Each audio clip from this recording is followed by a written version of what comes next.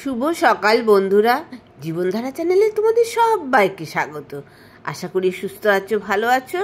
আমিও ভালো আছি।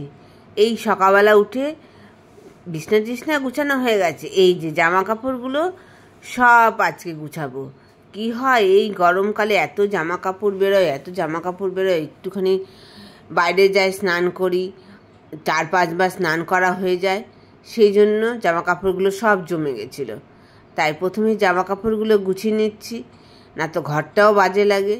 এই জামা কাপড় গুছানো হয়ে গেলেই চলে যাব রান্নাঘরে। যা গরম পড়েছে, গরমে সুস্থ থাকার জন্য অবশ্যই বেশি বেশি করে জল খাবেন সবাই। আরেকজনের অবস্থা দেখো, এত গরম পড়েছে আর কি খাবে। টিফিনে তো এখন সেরকম কিছু খাবার দাবার তৈরি করা হয় না। এই ছাতুর শরবত, এই ফলের শরবত, এইসবই আমরা খাচ্ছি, বেলির পানা। চলে এসেছি রান্নাঘরে।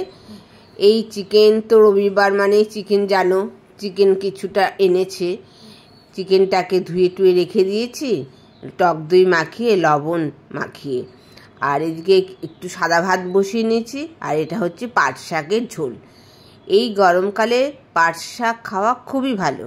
পাট শাকের পেট খুব ঠান্ডা রাখে। এই একটু পাট শাকের পাতলা করে ঝোল করে নিলে এটা খেতে খুবই ভালো লাগে। একটু রসুন ফোড়ন দিয়ে করেছি। তারপরে চলে যাব চিকেনটা রান্না করে নেব।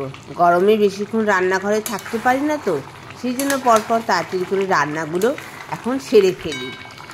চিকেনটা কষিয়ে নিচ্ছি। এইদিকে আবার একটু ছেলের জন্য ফ্রাইড রাইসও তৈরি করব। সেই জন্য চিকেন করার পরে এই যে ফ্রাইড রাইস করে নেব একটু। চিকেনটা হয়ে গেছে এখন রান্না। কালারটা দেখো কত সুন্দর এসেছে না? ভালোই এসেছে, তাই না? রোববারে একটু চিকেন না হলে আমাদের হয়ও না। আর যে ফ্রাইড রাইসের জন্য একটু গাজর ভেজে নিচ্ছি। আর এদিকে ভাতটাও বসিয়ে দিয়েছি ফ্রাইড রাইসের চালের। দেরাদুন রাইস দিয়ে একটু করব, ঘরের মধ্যেই ছিল অল্প। তা একটু ঘি দেবো বলে আর আমরা খাবো না, আমার তো খেতেই ইচ্ছা করে না এই সমস্ত। এই তো ফ্রাইড রাইসটাও আমার হয়ে এসছে। রান্না করতে বেশিক্ষণ টাইম লাগে না, একটু রান্না গুছানো, এই চিকেনের মশলা করা, এই ফ্রাইড রাইসেরগুলো কাটাকাটিতেই সময় চলে যায়, তাই না? এই এক্ষুনি আবার ফোন করলো, আমার ঘরে এসি লাগাতে আসবে। এসিটা আগেই কেনা ছিল, কিন্তু লাগানো হয়নি এতদিন। এই যে চলে এসেছে। এখন প্রায় 3-3:30 মতন বাজে, খাওয়া দাওয়াও হয়নি। এই তো লাগানো হয়ে গেলে খেয়ে দিয়ে একটু রেস্ট নেব। আর পাচ্ছি না বাবা। এই সন্ধ্যা হয়ে গেছে, একটু চলে আসলাম পায়েস করতে। অনেক দিন ধরেই দুধের প্যাকেটগুলো না বাড়িতে ছিল। এখন তো সন্ধ্যার সময় ছেলে দুধ খেতে চায় না, গরম পড়েছে বলে গরম গরম দুধ খাবে না, সেই জন্য নষ্ট হয়ে যাবে। সেই জন্য আমি একটু পায়েস করে নিচ্ছি। তার জন্য বিকাল বিকাল পায়েসটা করে নিচ্ছি। আবার এদিকে একটু চাও বসিয়ে দিয়েছি। একটু চা না খেলে তো ভালোই লাগে না আমার, যতই গরম পড়ুক আর ঠান্ডা পড়ুক, চা আমার খেতেই হবে।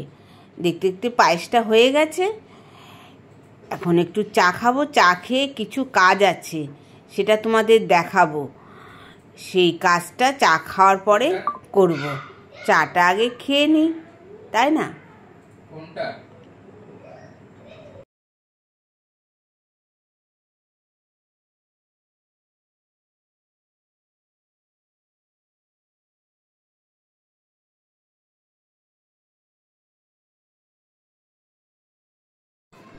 এই যে সন্ধ্যা থেকে বসে পড়েছি ছেলের অ্যাসাইনমেন্ট লিখতে।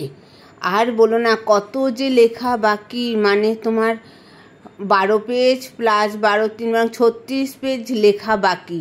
তাড়াতাড়ি কি হয় বলো? এখন সারা রাত এই লিখব। এই সন্ধ্যা থেকে শুরু করেছি, আবার এই যে রাত্রে খেয়ে দিয়ে বসে এই শুরু করেছি।